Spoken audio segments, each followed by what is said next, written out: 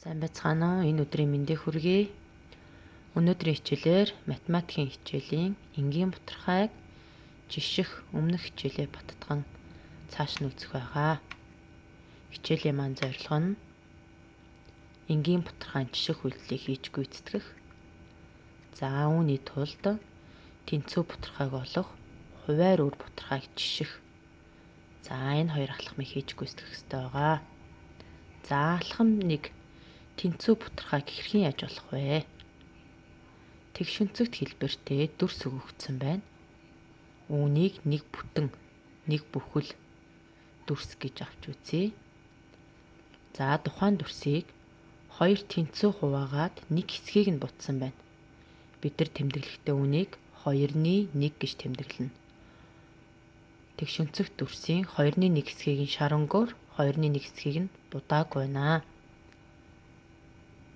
Хоёр хэсэг маань нийлэхээр 2-ны 2 хэсэг буюу нэг бүтэн дүрс болох нэ.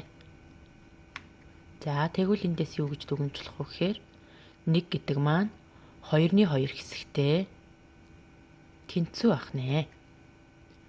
Мөн ижил дүрсийг 4 тэнцүү хэсэгт хуваасан байна. Хэсэг тус бүрийг 4-ний 1 гэж тэмдэглэсэн байна. 2 ширхэг 4-ний 1 хэсгийг шарангуур бутсан байна. Үлзий 2 ширхэг 4-ний 1 хэсгийг нь будаагүй үлдээсэн байна. Тэгвэл будсан энэ хэсгийг нийлүүлээд нийтд нь 4-ний 2 хэсэг гэж авч үзсэн байна. За үүнээс юу гэсэн дүгнэлт гарах вэ гэхээр 4-ний 2 гэдэг маань 2-ны 1 хэсэгтэй тэнцүү ах нэ. Мөн дээрх дүрсийг 8 тэнцүү хэсэгт хуваасан байна. Хэсэг тус бүрийг тэмдэглэхдээ 8-ны 1 гэж тэмдэглэсэн байна. Тэгвэл будагдсан хэсэг нь хэдэн хэсэг байна вэ? За тэгэхээр 8-ны 4 хэсгийг нь бутсан байна. За эндээс дүгнэхэд 8-ны 4 гэдэг маань 4-ний 2 хэсэгтэй ямар ах нь харъя? Тэнцүү ахна.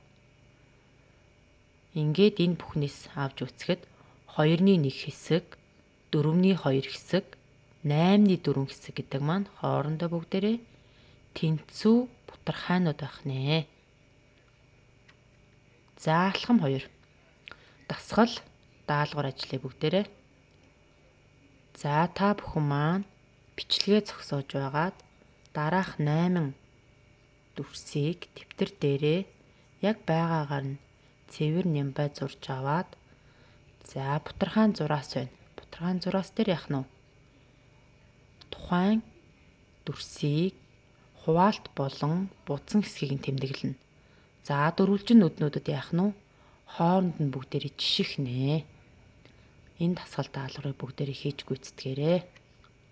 За алхам 2. Хувиар үр бутархайг хэрхэн яаж жиших вэ? За эхний 2 дүрс маань дугуй дүрс өгөгдсөн байна. Хоорондох хэмжээ нь ижилхэн. Хамгийн 1-р дүрсийг 4 тэнцүү хэсэгт хуваагаад 2 хэсгийг нь цэнхэр өнгөөр бутсан байна. Дараагийн дугуй дүрсийг 8 тэнцүү хэсэгт хуваагаад мөн ижил 2 хэсгийг нь цэнхэр өнгөөр бутсан байна. Тэгвэл үүнийг хэрхэн яаж тэмдэглэх вэ? Эхний дүрсийг 4-ний 2 хэсгийг нь бутсан байна. Дараагийн дүрсийг 8-ны 2 хэсгийг бутсан байна. Энэ хоёрыг тэгвэл бүгдээрээ жишийа. 4-ний 2 нь их байна уу? 8-ны 2 нь их байна уу? Дүрсийн будагдсан хэсгүүдийг ажиглаарай хүүхдүүдээ. Та бүхэн маань аль нь их гэж бодож байна? За мэдээж 4-ний 2 нь их байна. Дараагийн тэгшүнцэх дүрсүүд рүү оръё. Эхний дүрсийн 4 хуваасны 1-ийг нь ногоонгоор бутсан байна. Дараагийн дүрсийн 2 хуваасны мөн 1-ийг нь ногоонгоор бутсан байна. Тэгвэл 4-ний 1 нь их байх нь уу? 2-ны 1 нь их байх нь уу? За 2-ны 1 нь арай илүү будагдсан байна гэж харагдаж байна. Үүнээс дүгнэхэд хүртүр ижил бутархайн хувиар багатай нь их байх нэ. Нэгсэндээ хувиар өөр бутархайг жишихдээ хүртүүрүүдийг нь бас харах нь тийм ээ. хуваар багтай нь их байх нэ. Одоо бүгдээрээ дасгал ажил хийя.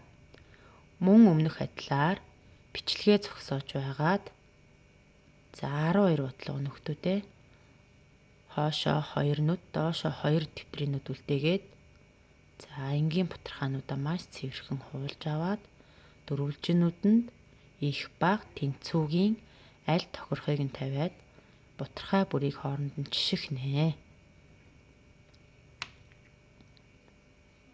За гэрийн даалгавар хүүхдүүдээ. Гэрийн даалгавраа мөн бичлэгээ зогсоож аваад тэмдэглэж аваад их багыг нь жишээд багш руугаа орой чатаар даалгавраа явуулах нэ хүүхдүүдээ. За анхаарал тавьсан та бүхэндээ баярлалаа. Дараагийн хичээлээр эргэн уулзтлаа. Түр баяртай хүүхдүүдээ.